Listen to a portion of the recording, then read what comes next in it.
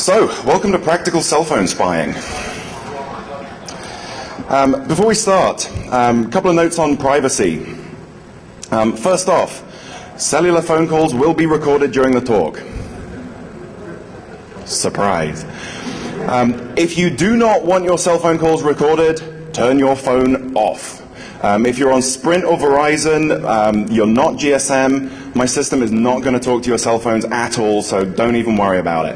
Having said that, I would encourage people to keep their phones on during the talk, especially if you've got a GSM handset, because the whole point of this is to show how your phone calls can be intercepted, and if you're not using your phone, then that kind of doesn't work.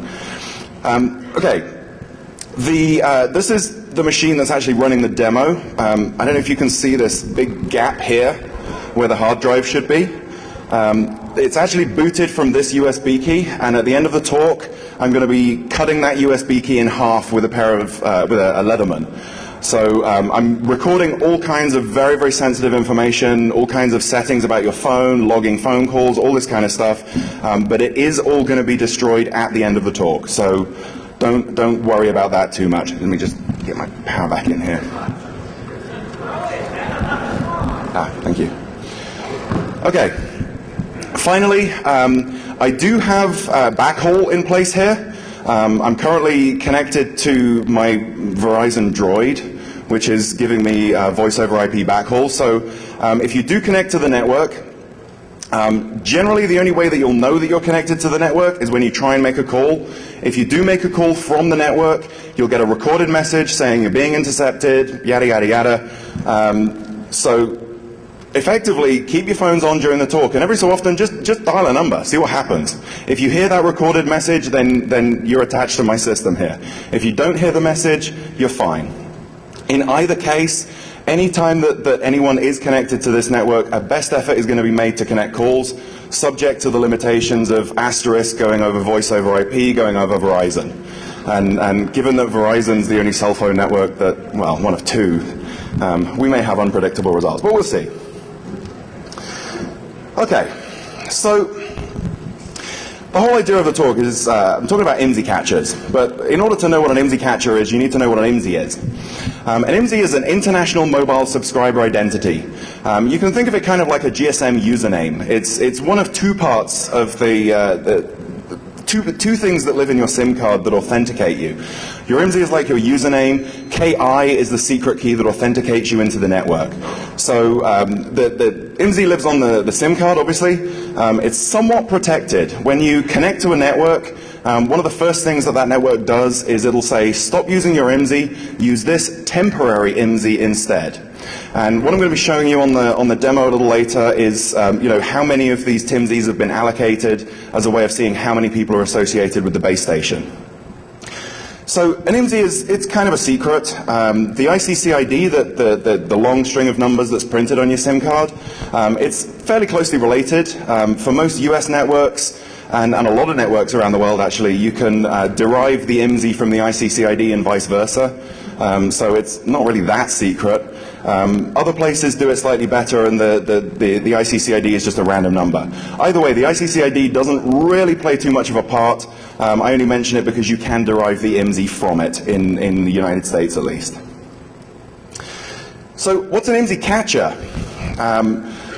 Basic idea is that it's a spoofed GSM tower. It's a fake base station. The idea is that when your phone is looking for a signal, it'll look for the strongest tower. It'll connect to the tower that offers it the best signal. And in this case, because I'm right in front of you with high gain antennas pointed directly at you, I'm going to be your strongest signal here. I'm only emitting about 25 milliwatts here, tiny, tiny, tiny amount of power. But because I'm so close and because I'm using these directional antennas, hopefully I'll be your strongest signal, and you should camp over to my network and have some fun. Another thing to bear in mind is that in GSM, it's the base station that picks all of the settings. So when you connect to my tower, it's my tower that gets to instruct whether or not to use encryption, whether or not to use frequency hopping, all of this kind of stuff. If I decide not to enable encryption, then I just disable it, and your phone just goes, oh, you've disabled encryption? That's fine, I'll talk plain text.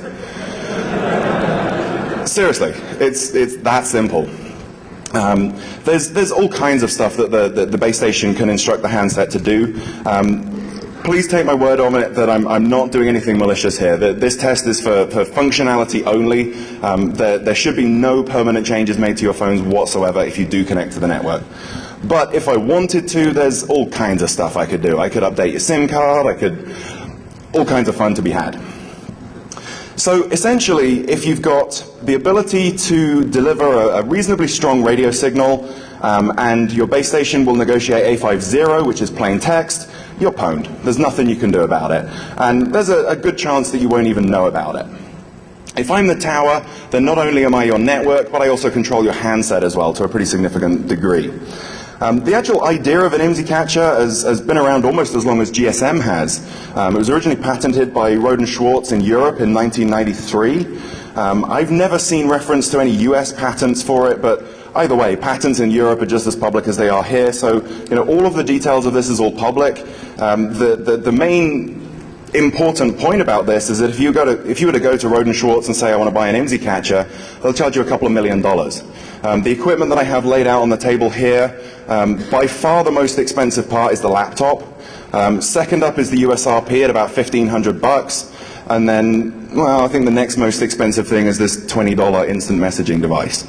So the whole point is that using these techniques, you can intercept phone calls for 1,000 times less money than the commercial systems that do exactly the same thing. So, quick note about the crypto involved in IMSI catchers. If I'm the attacker and I create the base station, you have a cell phone that connects to my base station, I just say disable crypto. I don't need to break crypto, I don't need any rainbow tables, I don't need any solid state hard drives for fast lookups, nothing. I just say turn off encryption. It's that simple. In reality, the GSM specification does actually say that when your handset connects to a network that does not use encryption, it has to put up a warning message. But then if you read further in the spec, there's another place where it says, if you want to disable this warning message, set this little configuration bit in the SIM card. So every SIM card that I have ever seen in my entire life, and I've seen a few from various networks around the world, every single one of them has that bit set. Every single operator that I've ever seen disables that warning message. So no phone, I've never seen a warning message on a cell phone that actually says you're connected to an unciphered network, even though the GSM specification requires it. So this is a deliberate choice on the part of the operators. The idea of it is that if you go to a country like India, in India they don't support cell phone encryption. It's actually illegal. So obviously you want to be able to roam in India, you want to be able to make cell phone calls, so your phone has to support A50. And if you're getting a warning every time that you connect to a new tower in India, you're going to be wondering what the hell's going on and hassling AT&T or whoever. So it's one of those areas where functionality and security are directly at odds. So note on spectrum usage. One of the issues that was raised with this talk in the press is that operating a transmitter on a US cellular frequency is a very big FCC no-no. You get in a lot of trouble for doing that. Fortunately, we don't actually need to. The reason for this is, there's 4 bands used for GSM around the world, 850, 900, 1800, 1900. 850 and 1900 are the two that are used in the USA, 900 and 1800 are used in Europe.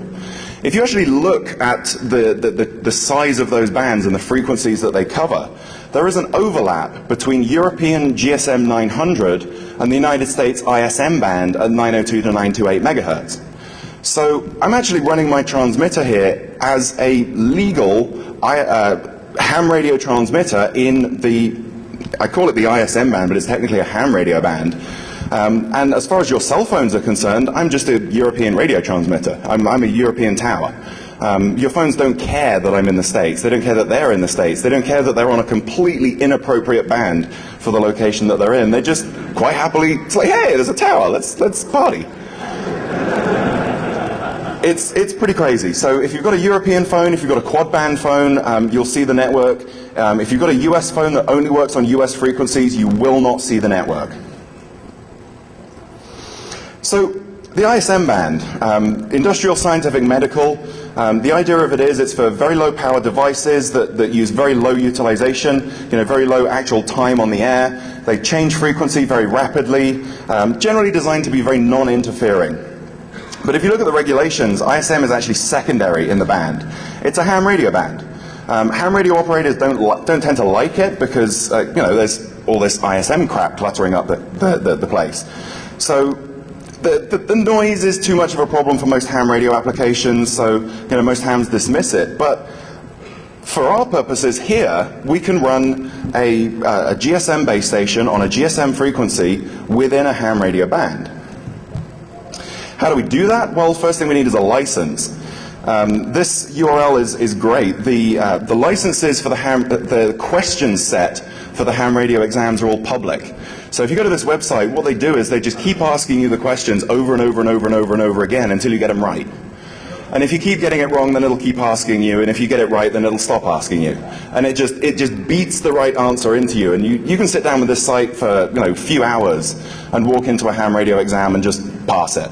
I'd recommend that if you do want to get into this stuff, take the time to learn it, take the time to understand. I certainly learned a lot from taking my ham tests, and I'd recommend it to all of you. As we're a ham radio operator now, we have a 1.5 kilowatt power limit. That's a lot. I have another amplifier that I've been using for RFID that's 600 watts. And I've yet to turn that on because it's a terrifying amount of power. Even 600 is too much. So 1500 should be plenty for anything. In terms of what we're actually allowed to transmit, technically we're transmitting an unspecified digital code. It's bits going back and forth between your phone and my tower. So in ham radio terms, you're allowed to transmit an unspecified digital code as long as the specification is public. And in this case, all of the specs for all of the various GSM protocols, they're all public. So it's all good. You're also not allowed to use cryptography. You're not allowed to obscure the meaning of the message in any way. So I guess by law, if I'm running my BTS in a ham band, I have to disable crypto. Damn. No limits on antenna size, antenna gain. Basically, if you can get your hands on it and run power to it, you're golden. The only thing that you ever need to be careful of is RF exposure limits. The FCC publishes guidelines for what absorption rate people can tolerate safely. In this case, I am nowhere near those limits. This side is my transmit antenna. I think it's this side.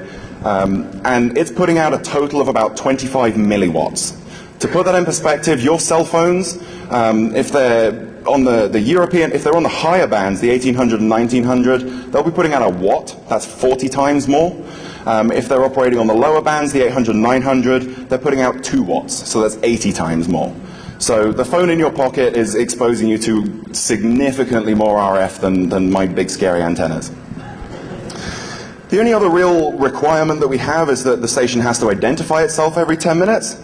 That's actually pretty easy to do because to be a ham-compliant call sign ID, it's straight carrier wave, Morse code, every 10 minutes just Morse something out. We could have integrated into the USRP. Certainly the USRP is capable of it, but that's doing it the hard way. There's an easier way to do it. That being, you take a second transmitter, you tune it to the same frequency, you make sure that the power level of that second transmitter is slightly higher, so that whenever that transmitter is on, it's effectively DOSing the GSM signal with a ham radio call sign. So all we need is an easily scriptable 900 megahertz transmitter.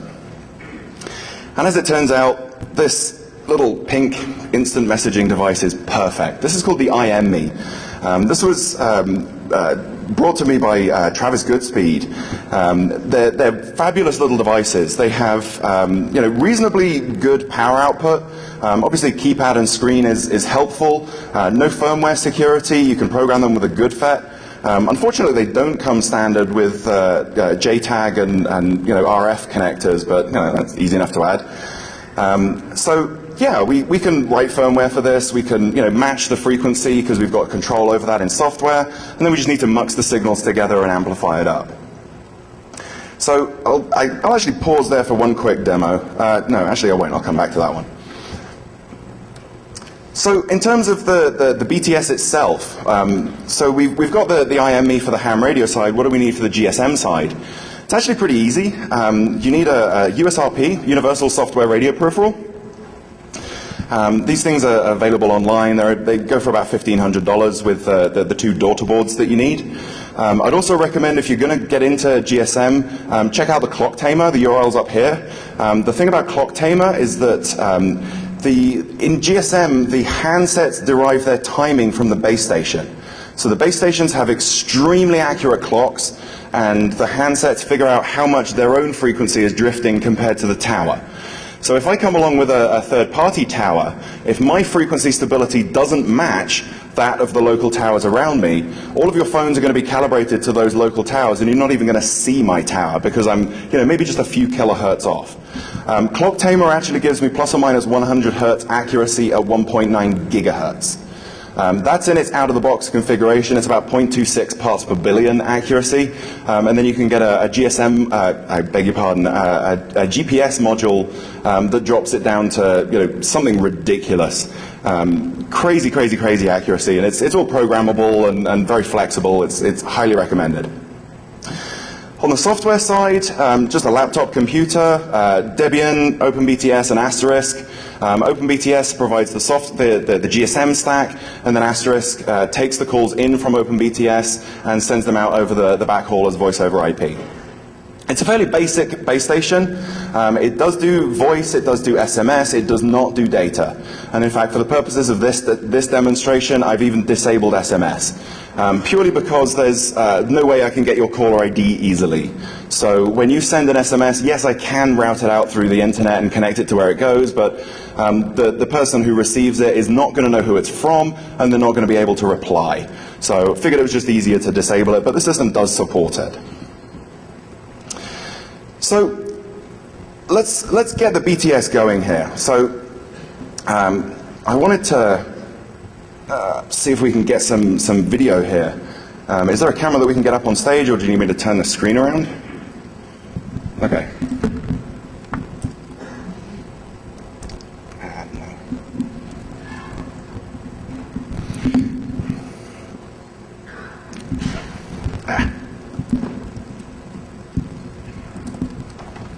So I'm actually just going to plug in my USRP now. That's all on. And then start the base station.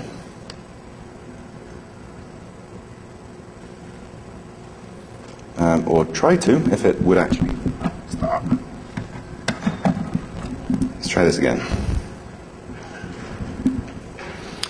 And there we go. So OpenBTS is up. I don't know how much detail you're going to be able to see on the screen here with the camera zooming in. One thing I do want to show you is the TIMSIS command.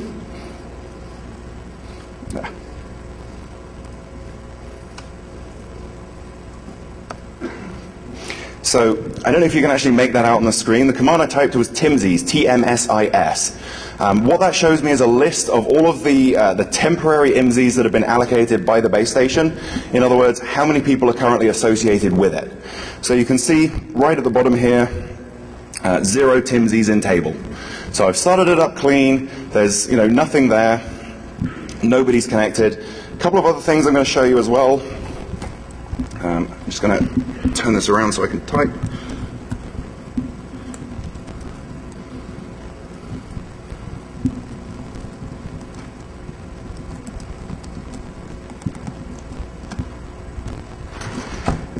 So a couple of other commands that I've typed here. Cell ID. That shows you that my mobile country code that I'm using at the moment is 001. In the GSM specification, country code 1 is test. I'm then using a mobile network code, an MNC of 01. So again, that's test. So I'm a test network in a test country. I'm operating on a non-European cellular, a non-American cellular frequency.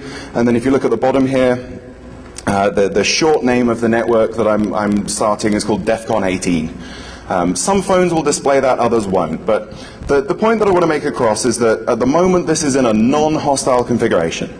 It's in a test mode, it's not advertising any known network, it's not operating on a US cellular frequency, and certainly as it started up, nobody was connected to it. So I'll leave that running for a few minutes. If people really want to do a scan for the network, you can, but I prefer people to just leave their phones alone. Just, take it out of your pocket every couple of minutes, try and make a call, see if it's actually handed over. Because I'll come back to this in just a sec and show you how easy it is to make phones hand over here. So we've got the BTS in test mode. How do we then make this into an IMSI catcher instead of just a random cellular network? Well, the way that cell phones identify the network is by two values. I mentioned them already, the mobile country code, mobile network code. Mobile country code, 310 for USA. There's a full list on Wikipedia for every country around the world. 3-digit number, not really that hard to spoof. Mobile network code, again, two-digit number, maybe a 3-digit number that you can look up on Wikipedia. Not really much security there. It's pretty trivial to change it. You can, I'll show you in a sec how to do it on OpenBTS. It's not hard. It's really not hard. And then once I've set the MNC and the MCC, I can change the network name as well, so that when it displays on your phone, instead of seeing DEFCON 18, you'll see whatever network it is that I want you to see. In most cases, in some cases, I've noticed that handsets will not hand across to the base station unless the short name of the network, the network name, is entered case correctly. So it's kind of sad when the security of your cell phone calls comes down to a case-sensitive string comparison. Not much security there. So that's really all that's involved in spoofing a network. So let's come over here and actually do it. Before I do, I'm just going to type TIMSIs again. Wow, that's 15 people. 15 handsets are currently connected to my tower. And that's without spoofing any cellular network. So 15 people in this room are currently having their cellular phone calls intercepted by me, and my BTS is not advertising any known network in the world. It's in a test mode, it's on a non-frequency, and you're still connecting.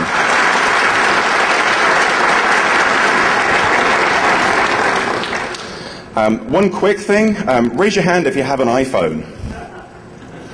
Okay, if you do not have your hand in the air, you're probably not connected to my network.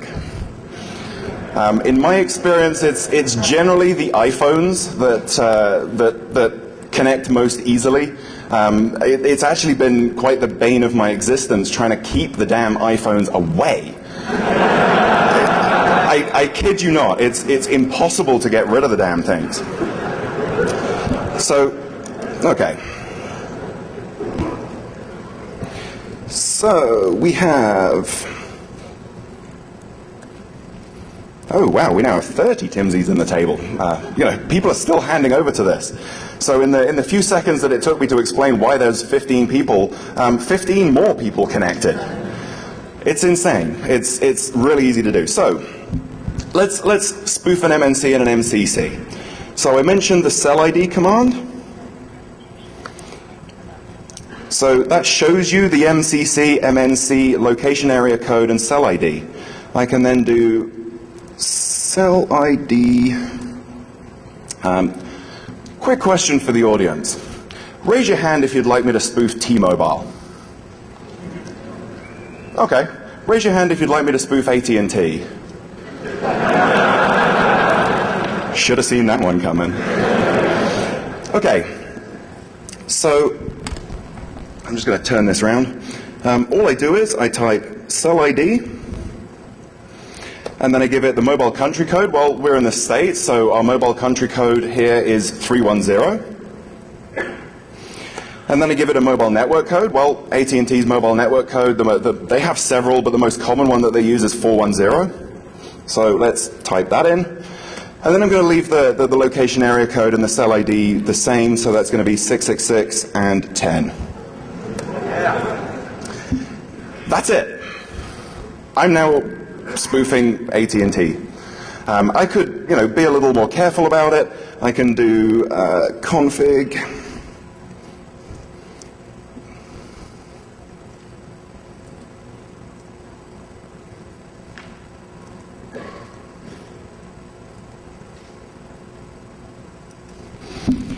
So here, the cell ID command here, 310.410.666.10, that sets my mobile country code and my mobile network code. And then this command down here, config gsm.shortname AT&T. And as far as your cell phones are concerned, I am now indistinguishable from AT&T. So,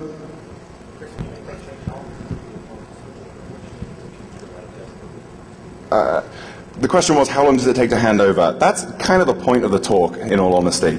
From this point, so at this point, we have an IMSI catcher.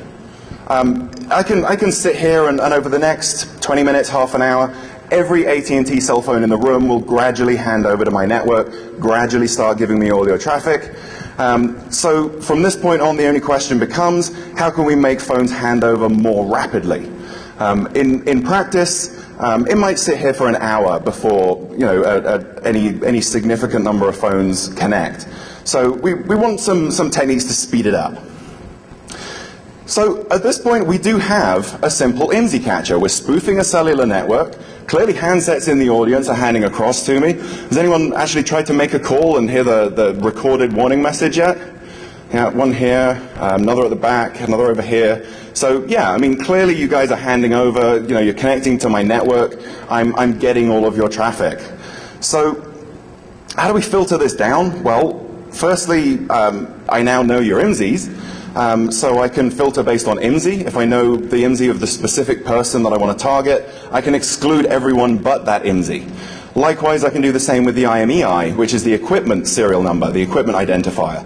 I can say, only allow Nokias to connect, or only allow iPhones to connect. I'm not sure you can quite get it down to that level of granularity, but certainly you can say this particular IMEI is allowed to connect and nobody else is. So I could restrict it down to a limited set by various different parameters. As I mentioned, it takes time for people to migrate across. We can make it faster, and I'm going to talk about some techniques for that in a sec. One major limitation that this current system has, it only intercepts outbound calls. So when you're attached to my tower, as far as T-Mobile, AT&T is concerned, your phone is off. It has no signal, it's whatever, it's just not there, because you're not connected to one of their towers. So when a call comes in, it'll just go straight to your voicemail. We can get around this, I'll come back to that, but for the moment we've got outbound calls getting recorded. So how do we speed up handover? We don't want to be sitting here all day watching everyone's phones hand over, so what techniques have we got to speed up that process? Well, there's actually a few. Neighbor list, changing LAC, band jamming, receive gain. I'm going to talk about all of these individually. Some of them I'll demo, some of them I won't. But there's lots of different ways to do it. The first one is GSM neighbors. So each tower, each GSM tower, when a phone connects to it, the phone will retrieve from it a list of neighbors. And what that means is each GSM base station is on a specific channel, obviously. The base station will say there are base stations nearby on these other channels. And what your phone will do is it will take that list of neighbors and it will monitor all of those channels, and it will keep watching the signal strength on all those neighboring towers. And when one of those neighboring towers becomes a stronger signal, it'll hand over. So how can we use this to our advantage? Well, all we need to do is, we know that the cell phone is going to be monitoring these neighboring frequencies. So if we do a survey of the local area and find out what neighbors are around, we can then compare that to what frequencies the phone can actually see, what towers it can connect to and whatever. And eventually we can find a channel that is advertised as a neighbor, but perhaps is on the other side of the tower. So you can't actually see it from here.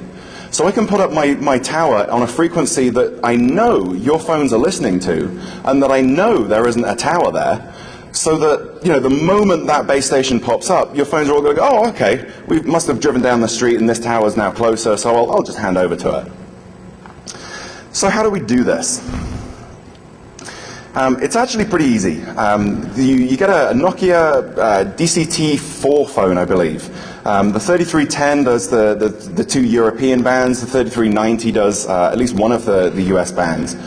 What these do is they support a thing called network monitor mode. And what network monitor does is it effectively dumps a log of every GSM thing that the cell phone does. Every packet that it sends to the base station, every burst that it receives from the base station, everything. Every single thing that that cell phone does gets logged. Doesn't allow you to interact with it, doesn't allow you to control it, other than, beyond what you can do on the handset already, but it does at least give you very, very detailed insight into what your phone sees on the GSM network. So you get one of these phones, you need a special F-bus, M-bus switching cable, and a program called GAMU. GAMU is open source. It connects to the phone over this cable and just dumps out a trace in XML, which you can open up in Wireshark. I was going to demo it, but my 3390 has gone wandering. So what I'm going to do instead is just show you what the traffic looks like.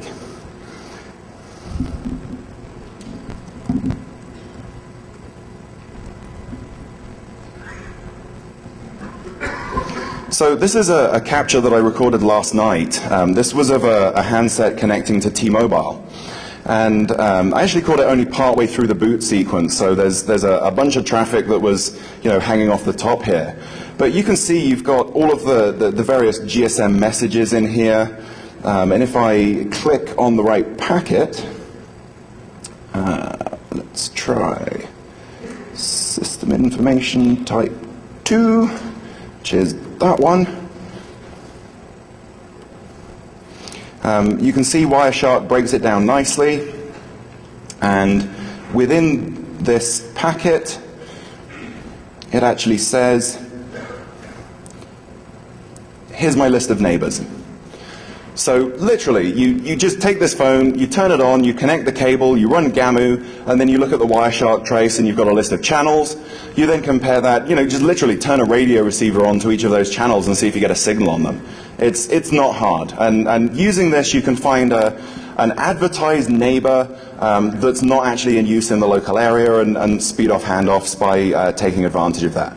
Now, I'm not actually going to demonstrate that today because that would require me to transmit on an AT&T frequency, and I don't want to do that. Certainly an attacker would have no such compulsion and could easily take advantage of this to his benefit.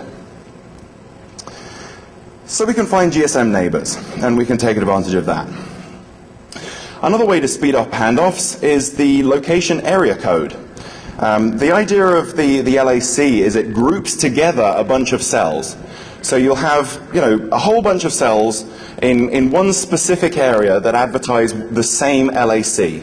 And in general, those will go to the same higher level controllers as well. But what happens is when the phone is monitoring all of these neighbors, and if it just sees another tower or whatever reason it is to look at that secondary tower that it's seen, it'll see that if that tower is advertising a different location area code, that means that the cell phone has moved, at least as far as the cell phone is concerned. And if the cell phone's moved and it's moved into a new area, then it should really do a handoff. So from OpenBTS here, I have complete control over the LAC. So I can just change the LAC, and everyone's phone will go, oh hey, LAC's changed. We must have driven 50 miles down the road. Let's hand off to the new tower. So the more you change the LAC, you can keep rolling the LAC every few minutes just to entice more handsets. It's not particularly difficult to do. I'll give you a quick demo of it. First up, let's see how many handsets. So before we started spoofing AT&T, we had about 30 handsets connected. Now that I've got AT&T's network name, MNC, and MCC, let's see how many handsets we have connected now. 24. Don't quite know how that went down. TIMSIs do timeout. So another command that I can try is load. And this is telling me, that there's 24 TIMSIs in use as well. So Not too sure what's going on there, but we've certainly got a bunch of handsets connected. And then we can use the cell ID command again to roll the location area code.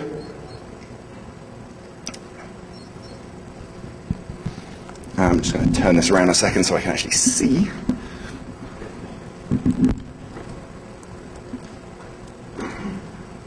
So my location area code was 666. I guess I should change that to 31337. And I keep the cell ID at 10. In fact, I'll change the cell ID as well, just so that the handsets know it's a new tower. And it's that hard. That's how to roll the LAC. Not a complex operation at all. And then, like I say, that'll encourage handsets to believe that they've changed location, and that should entice more handsets to camp across to the new network. We'll come back to that when we do the next stage, and we'll see how successful that was. So, what happens when the handset turns on? How does the handset first find its very first tower? Obviously when it boots up, it knows nothing. It doesn't know where it is. It doesn't know what frequency it's on. Doesn't have any neighbors to look for. Doesn't know the current LAC. Nothing like that. So it does a very, very long scan over the entire band, and whatever towers it finds, it checks the MNC and the MCC, tries to make sure that those are allowed networks based on what the SIM card will actually connect to, and then the signal strength as well, and it'll just connect to the strongest tower. Once it starts finding some towers, it limits the size of that scan. It performs a much smaller scan, much more rapidly, because it has some information about what bands are in use, what towers are in use, what channels to look for, all this kind of stuff. So an attacker can actually use this to his advantage, because if you DOS the cell phone system in order to make people lose signal, when those handsets connect back up again, they're going to perform this long scan. They're going to perform this much wider band scan and have a much higher chance of connecting to the attacker's tower. So how can we do this? Well, first off, we're only talking about second generation GSM, 2G. 3G has much better security, much, much, much better security. So if we jam the GSM band, then when we turn the jammer off, your handset's going to perform a wider search. It's going to perform a bit slightly slower search, a bit more chance of finding the tower. However, if you're on 3G, there's really nothing I can do. The 3G protocols are much, much stronger than GSM, and it's a lot harder to intercept a 3G phone call. So we really don't want people using 3G if we're trying to intercept phone calls. So what we have to do is jam the 3G bands. If we jam the 3G band, your phones lose the ability to connect to a 3G tower, and they quite happily drop down to 2G. So all you have to do, literally, is broadcast noise and block the ability to talk to 3G, at which point everyone drops down to 2G in plain text. It's like saying, well, if you can't connect to port 22, then just fail over to port 23. Seriously, you can think of 3G as equivalent to SSH and GSM as equivalent to Telnet in this situation. So yeah, it would be an accurate analogy to say that if you can't connect to the SSH port, just drop down to Telnet. That's effectively how cell phones work in this situation. So the question is, how hard is it to jam a cellular band? Really, not very. All you need to do, really, is transmit noise. And when I say noise, I mean a very specific thing. I don't just mean randomness. I mean completely flat spectral noise, such that there is equal amounts of power in each octave, and it's a nice flat spectrum, and it makes sure to cover the entire band, cover every channel. Effectively, what we're doing is instead of removing the tower completely, we're just removing the ability to see the tower. We're masking that with noise. Noise generators really aren't very expensive. I have one over here. Little thing. If I can do this without squishing my ninja badge. Second? No, it's all good. So this is a noise generator. This was $450 on eBay, and if I connect this to a power amplifier, and I have a power amplifier upstairs, and then connect the power amplifier into an antenna, and I have antennas clearly, if I turn that on, that's rather a large disruption to cell phone service. I mean, the noise generator itself was, as it says, $450 on eBay. The power amp was $400 on eBay. Not on eBay, on the internet at least. That's 100 watts. 100 watts of wideband noise is a huge, huge, huge disruption. This is what it looks like. This particular noise generator has two modes. It has one for the 900 megahertz bands and one for the 1900 megahertz bands. So what you're looking at here is the trace from a spectrum analyzer. The lowest frequency on the left is about 500 megahertz, and the highest frequency on the right is 2.5 gigahertz. And then as the line goes up, there's obviously more power at whatever frequency that corresponds to. So you can see on the left, we've got a really big, fat block around 900 megahertz. That is effectively this thing transmitting on every possible frequency in every possible channel between about 850 and 950 megahertz. Turn that thing on and yeah, 850 and 950 just stops working. Likewise, in 1900 mode, you can see again the major peak is a little further over. It's pretty clear that this does what we need it to do. So, what happens when you jam a cellular band? What happens when, I turn this thing on and broadcast 100 watts of noise? Of course I haven't done it. I'm not stupid. If you were to do this, if I was to plug this thing into my 100-watt power amplifier and I was to connect it to an antenna and turn the whole thing on, it would probably knock out GSM, CDMA, 3G, Verizon, pretty much every cell phone service there is for most of Las Vegas. If not further.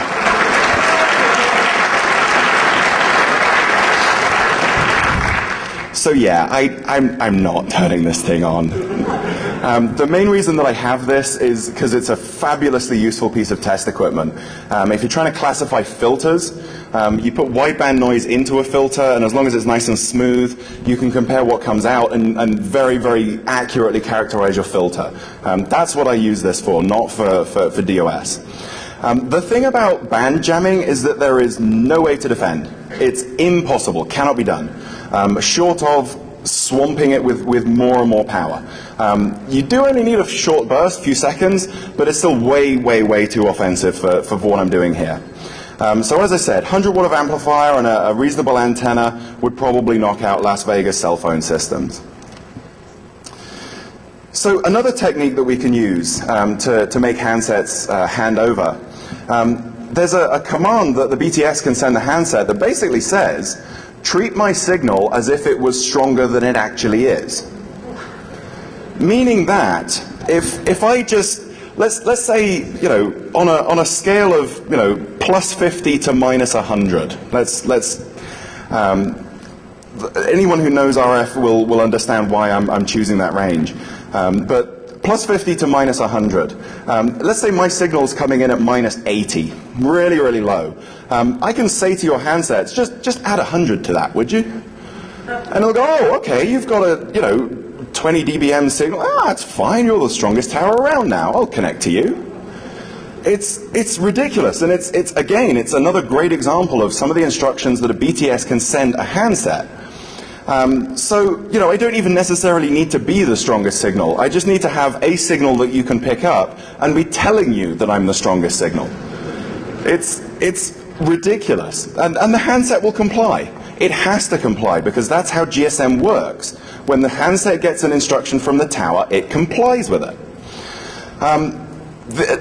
Of course, the attacker can make use of this. Of course, it means that he has to use less RF power to win the strength competition with the local towers. OpenBTS doesn't actually support it yet. So I won't demonstrate it here. This is actually the essence of the Roden Schwartz patents on IMSI catchers. There was a case in the UK where someone was selling IMSI catchers. Roden Schwartz sued, and it effectively came down to this one technique. Spoofing MNCs, MCCs, network names, it's all trivial, but this one technique is the one that's patented. So I mentioned earlier that we don't see inbound calls. We only see outbound calls. Effectively, the IMSI catcher is a completely isolated cellular network. As far as your carrier is concerned, your phone is off, it has no signal, it's not there.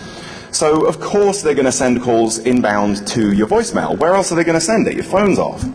So the attacker doesn't see the inbound calls. So the way that we get around this is, obviously if you're connected to my tower has to authenticate you, therefore it will ask for your IMSI, and your phone will quite happily supply it. So I know your IMSI. What I can then do is I can go to AT&T and say, hey, here's my IMSI. I'm spoofing this guy over here, but you don't need to know that. This is my IMSI. And I know that this guy's not on the network because he's on my network. Therefore, it's perfectly safe to do this without you seeing two phones. So I claim this IMSI. The problem with that is that we don't know the secret key in the SIM card. We don't know KI. And what's going to happen is when I claim that IMSI to AT&T or T-Mobile, they're going to send me a random number, 32-bit number, just a challenge. And what normally happens is that challenge gets passed to your SIM card, gets encrypted with your secret key, and then split into two parts. Half gets returned to the tower as just kind of proof that you know the secret key, and the other half is used as the ciphering key. Well, what I can do to exploit this is I can just pass that random challenge along to your phone, whereupon your phone will happily, encrypt your secret key with it and all the rest of it and send the result back to me. But the result doesn't come back to me as, here's the answer. The session response I do get just kind of here's the answer, but the secret key I have to crack. And here's the great thing about IMSI catchers as opposed to, Kraken and AirProbe and those kind of things. Kraken and AirProbe, how many folks saw that release at Black Hat, the A51 cracker? So the big limitation that thing has is that it doesn't work on frequency hopping base stations, which virtually every base station in the civilized world is. So it kind of doesn't have real world applications. Well, in this instance, I'm the base station. I set the hopping sequence. So I can just say to you, okay, let's negotiate A52 because I can break that really easily. And then let's disable hopping so that, I don't have to worry about that. And then I can use these rainbow tables to crack your secret key. Whereupon I recover the session key, I now know the session key and the session response, which was the authentication response, and I can just reuse it all to the carrier. And as far as the carrier is concerned, okay, it took a few seconds for me to, establish a challenge to your handset and then crack it and all the rest of it. But at the end of the day, I provided the right response to the carrier, so hey, I must be you. It's not implemented in this system yet, but it's definitely possible to do. It's the technique that commercial IMSI catchers use to catch inbound calls. Certainly, yes, I cannot do that in this system currently, but it is absolutely possible with IMSI catchers. So, just a little more on breaking that session key. It is the only time when you're using an IMSI catcher that any cryptography is needed at all. The majority of the time, I just configure my base station to just negotiate A50, just disable encryption. What do I care? If I negotiate A52, A52 is very, very easy to crack, much easier than A51. So, that gives me a very quick way into your handset. Alternatively, you may reject A52, regard A51. Well, clearly A51 is still, crackable, and we can still do that. But in either case, any calls that originate from your phone come to me as plain text. So, what's the solution to all of this? How do we fix this? The reality of it is that there is no good solution, not in the context of GSM. GSM is broken. It is the telnet of cellular systems. In order to fix GSM, you'd have to redesign GSM. And if you're redesigning GSM, you have to upgrade every handset. You have to change every tower. You have to change the networks that live behind them. So why bother? If you're going to that much effort to redesign everything, why don't you just move to 3G? The solution here is 3G and later protocols. 3G authentication is much better. Obviously 3.5G, 3.9G, LTE, all of the subsequent protocols build on that as well. The primary solution here is turn off 2G. Unfortunately, how many people have Android phones? You've seen the setting that says use only 2G networks. Yeah, supposedly saves battery. How many people have ever seen a setting in a phone that says use only 3G networks? Okay, BlackBerry has one. Certainly Android doesn't, iPhone doesn't. So how can we be secure here? Certainly 3G is showing cracks. It's not been broken. The Kasumi cipher has been somewhat broken, but the 3G protocol hasn't.